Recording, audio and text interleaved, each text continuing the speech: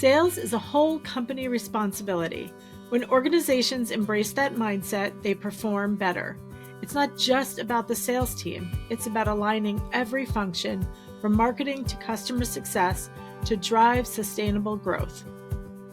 That's a quote from Hannah Ajikawo and a sneak peek at today's episode.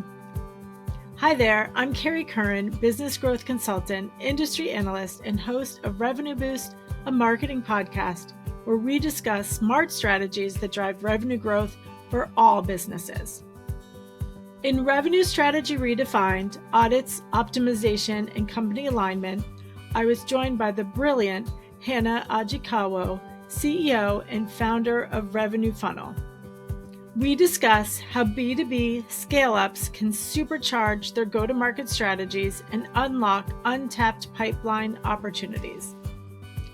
Hannah shares her expertise in identifying gaps across the entire revenue funnel, from marketing to customer success, and offers actionable insights for achieving measurable growth. So whether you're a startup founder or a seasoned executive, this episode is packed with practical tips to drive results fast. Let's go.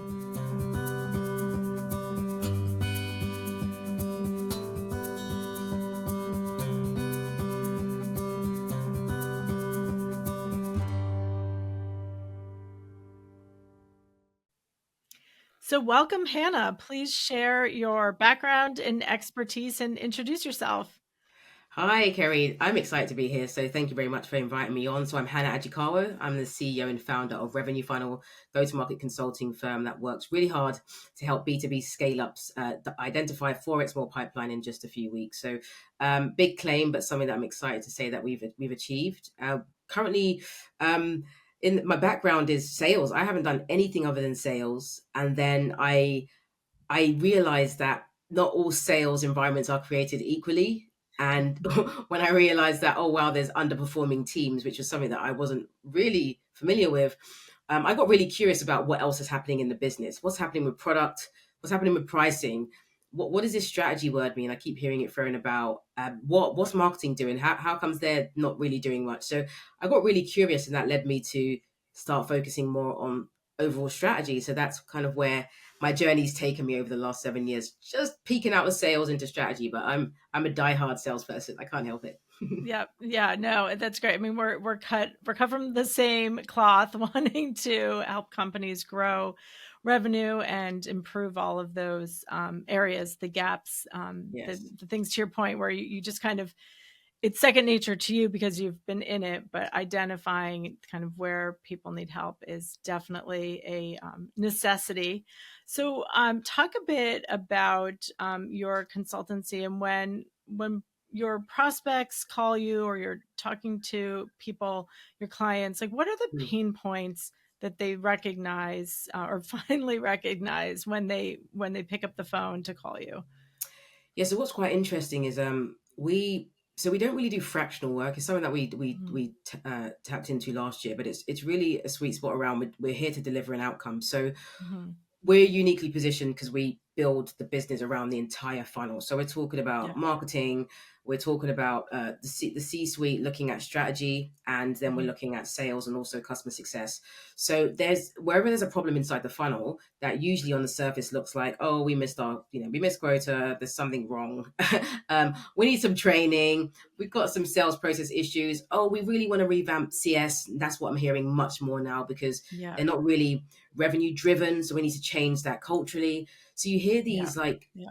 really surface level things, but below it it's a lot more sort of fear and anxiety inducing challenges for these leaders. Like, damn, I'm not going to find another job again. I'm just not Yeah. doing that. I need to fix this. So because teams have become a bit leaner and companies spent the Mm-hmm. last year Mm-hmm. doing these sort of operational efficiency stuff, there's freeing up cash to really get help to do stuff. But they're just a Yeah. bit cautious about how they're spending it. So yeah, customers varied. I usually refer to people as revenue leaders or growth leaders because they're directly impacting revenue in some way.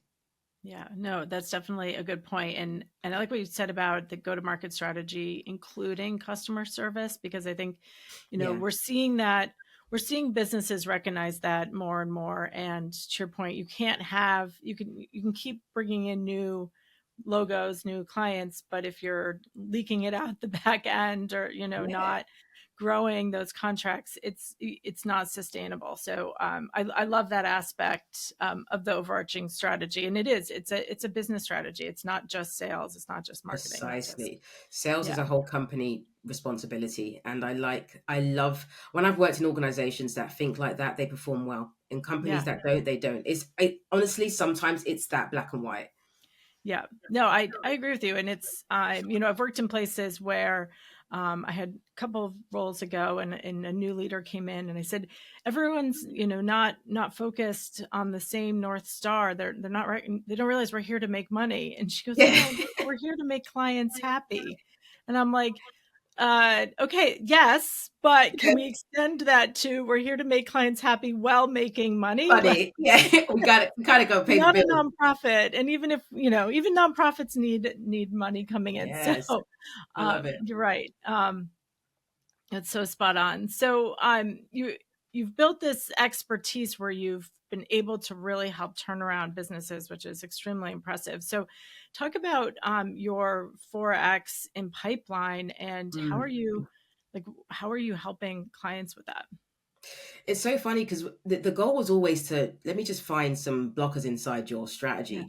yeah. But as we were doing more and more of it over the last sort of year, I was like, this is unlocking a lot more. So let's get a bit more specific and be a bit bolder. So what we're doing is we understand that a lot of leaders don't know what they don't know. So Yeah. I always say, it's that backache, the little twinge, and it's a bit like, it feels a bit weird. And it's like, oh, wow, I have sciatica and I can't move one day. And we're trying to stop the sciatica. So what we're doing is we're figuring out really early on, looking at things that you're probably not paying too much attention to inside your entire funnel. And the funnel is inside this whole strategy, right? That whole go-to-market strategy. So we're looking at the strategy, we're looking at your funnel from all the way from who are you and what you're doing through to, oh my God, you have an amazing customer and they want to advocate for you. And we're looking at Yeah. giving you a bit of a benchmark as to you are missing out on some really fundamental stuff, right? So Mhm. let's narrow in on the how the heck have you missed that? Like, did you know that you weren't doing this? And oftentimes it's like we didn't know that there was another way. So very quickly we find where the fundamentals are missing and we fix that fast, and then we build out a plan to help companies find that. So we break that into three key stages. So one, of course, is like looking at everything, doing a big audit. People call it different names, but just what's the status quo, right? A Yeah. very long, detailed discovery, if you want to put it in sales terms. And that gives us a chance to diagnose what's going on. And then from there, build a very detailed plan. Like, I mean, the specifics around change management, the very specific training that each team will need, marketing, sales, the headcount, the Mhm. reshaping of stuff, comp implications, everything like that. And then we say, go ahead and do it yourself if you have the resources, or we have the ecosystem to do that. So we have the RBMA consultant who's an expert when it comes to agency type stuff. So we're going to bring Mhm. Kerry in to help support executing section A of this plan. So we work with other consultants who have additional expertise to really execute fast. It's all about speed. And then we work on so phase two is the execution, and phase three is just optimizing. Like, let's optimize and Yeah. help support you along the journey. So yeah, I love what we're able to uncover, and it often makes customers think, yeah, whatever, there's no way, which is Yeah. great. That's the reaction you want. No way.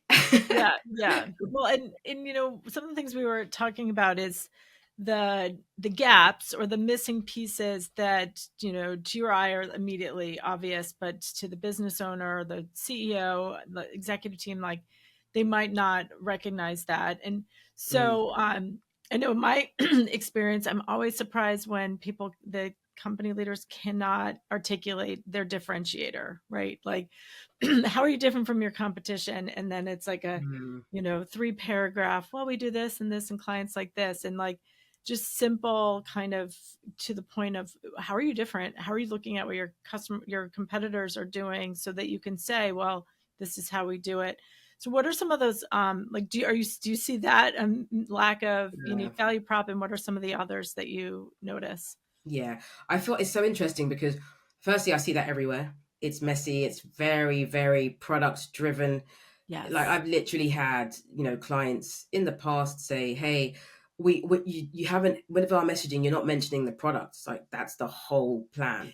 Why would we Know do what we're that? doing for them. Yeah, Yeah. right. Yeah. Like, like when I'm not sure if you heard the story about how toothpaste came about. So, really quickly, about 120 years ago, what happened is they didn't say, "Hey, here's Colgate," and there was Yeah. another brand, like old school brand. It's like, "Here's this."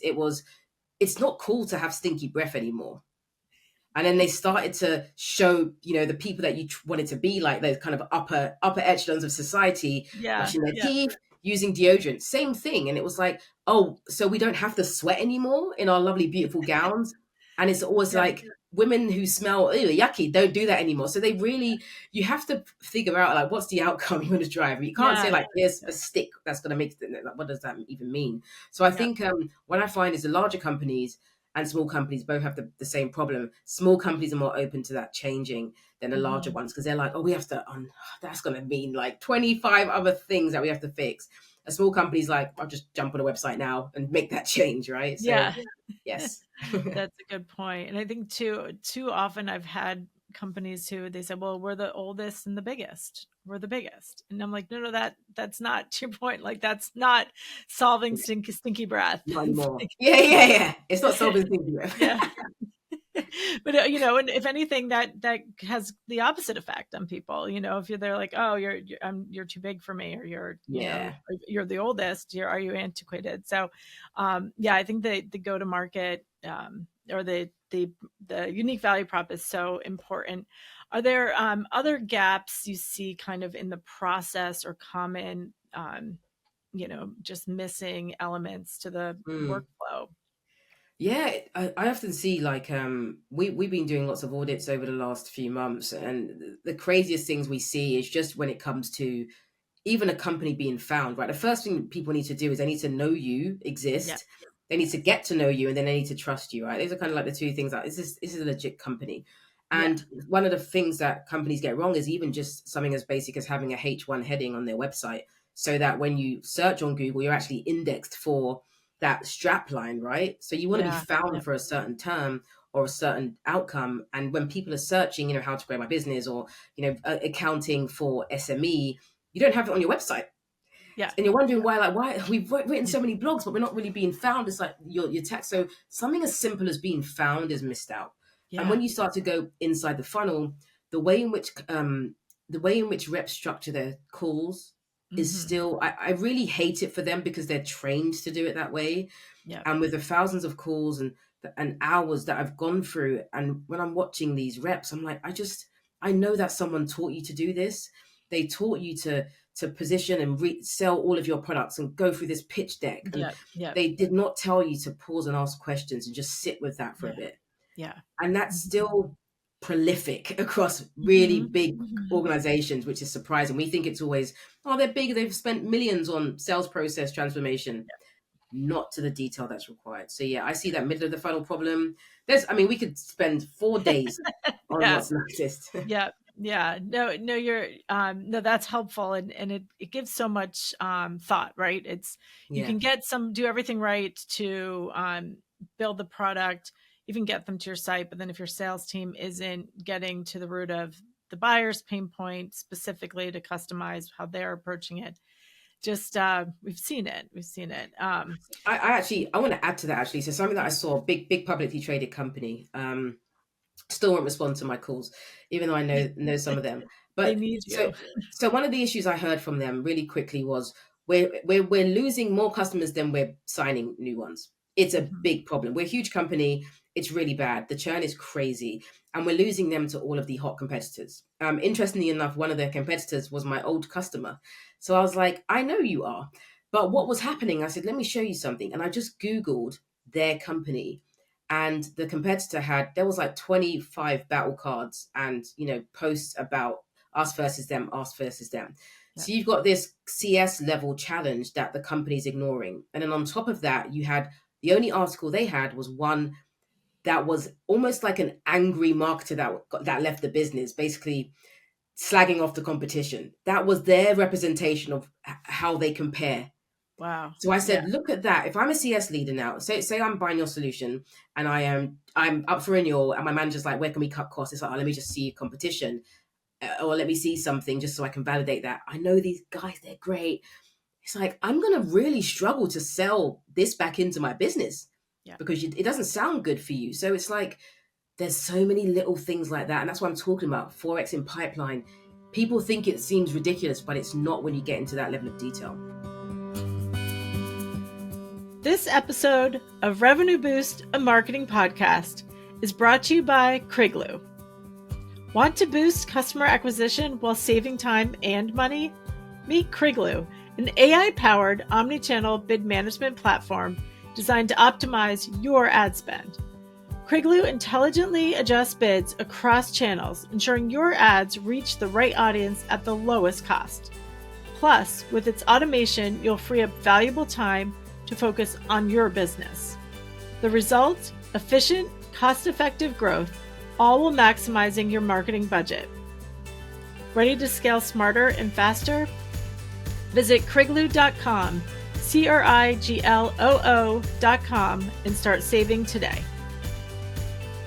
Yeah, no, it's that's so interesting, and such an interesting point on, you need to be marketing and really continuing to foster the relationship with your existing clients. And to your point, Yeah, like in that scenario, and it's like understanding what they're going through and how to keep them engaged. And to your point, if they're even researching, then yeah, it's like let's figure some that you should be aware, yeah. and you should know what your competition's doing. That goes back to the unique value prop. If like they're out there promoting differently or promoting against you, then you need to Need to know that. um, participate in that as well.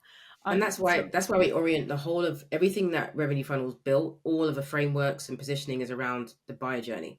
Everything's yeah, oriented like it's a almost a weirdly crazy obsession with everything that buyers go through to make sure that yeah, you're talking directly to them. So yeah, yeah. Well, it's interesting. In one of my teams, the or clients, the executive team didn't want to send the marketing newsletter to existing clients. They said, well, we have to talk to our current customers differently. And I'm like, well, the thing is, like, what we're doing is promoting all of the great things that your company's doing, right? And isn't it important for existing customers to know even like where your people are speaking, writing, the yeah, thought leadership points, the innovations that are coming out, the case studies like that we're sharing, like yep, well, it's such a disconnect. And meanwhile, there's a huge turnover. So it's like, I think that's one of the areas where it just makes me so happy to see customer service being part of the larger go-to-market revenue yeah, strategy. absolutely. Yeah. So one of the things you mentioned was change management, and it's coming up more and more when it comes to the initiatives needed to kind of pivot towards more revenue focused organization. And however, with all of that, I keep reading about, well, it's up to the marketers, the senior or the revenue strategists to educate the entire company on why they need to start changing their thinking and changing the process and changing how they are doing things. Mm, And to me, that just feels like it's hard, right? It's like, okay, one more responsibility put on the shoulders of the people who are really trying to drive that change. So I know it's hard, but necessary. So I know mm. you've successfully kind of changed the minds and processes within Oh some gosh, major organizations. What yeah. are some of your advice and learnings for people in similar situations? Oh my gosh, you will never.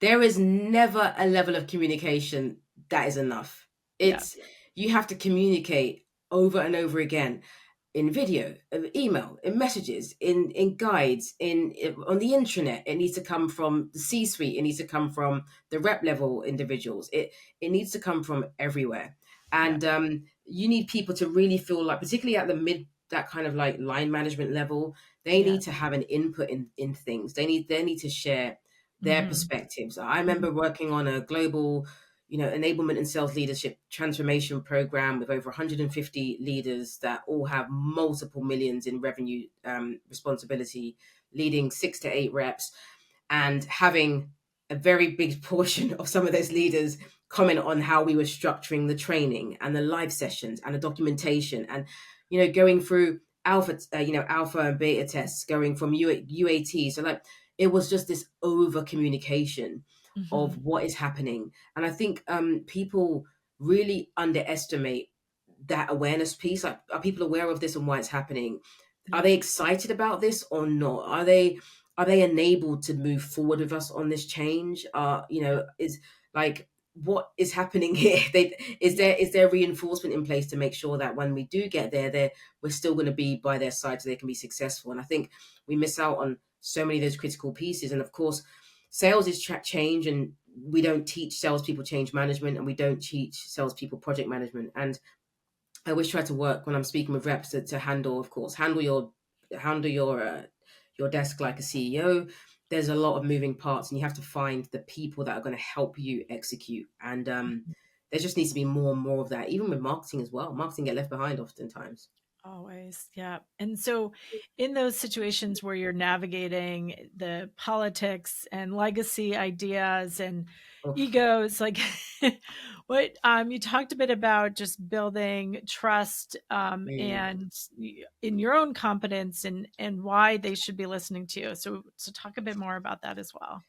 Yes, I think with the strategy piece, I'm a doer, so I'm very, very quick to want to execute something. So I'm sometimes a little bit too premature in my movements, but I always say like something that I've picked up on where I see politics, you can start to navigate politics is focusing on building trust. I do this with teams as well. When I was managing a team of consultants, I said we're trusted to do a lot of stuff. We've got to Mhm. build that immediately and prove it, and we do that through. I use what Stephen Covey's idea around character and competence.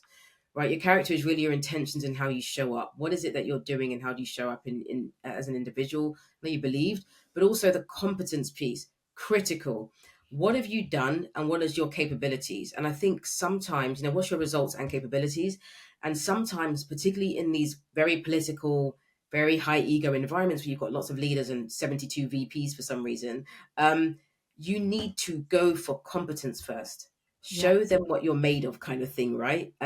Because once people want to see results, when they see a result, they're like, I might give you the time of day, and oh, I just realized you're actually a nice person. Now comes the character that reinforces that competence and that belief they have in you. And I think oftentimes we spend too much time being a nice person, talking and talking. And I just want to meet everyone, and I want to have so much fun. I want to meet everyone and pat their back and stroke their egos. And they love it for a minute. And then they're a bit Mhm. like, but what have you done in 3 months? Right, right. And that's the thing, that there will not be that level of patience next year when you can spend 6 months being a nice person. You Mhm. can be an a-hole and produce a result.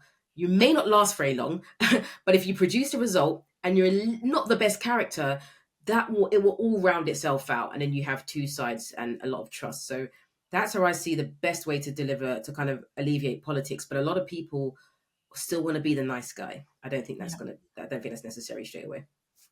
Yeah, no, that's great advice, and I think too that the character of competence, I'm definitely going to look that book up because It's we're here because we have the experience, we've done this before, but being able to go into a room of peers or fellow executives and have that presence and that gravitas is not always as easy. So that's yeah. definitely valuable advice.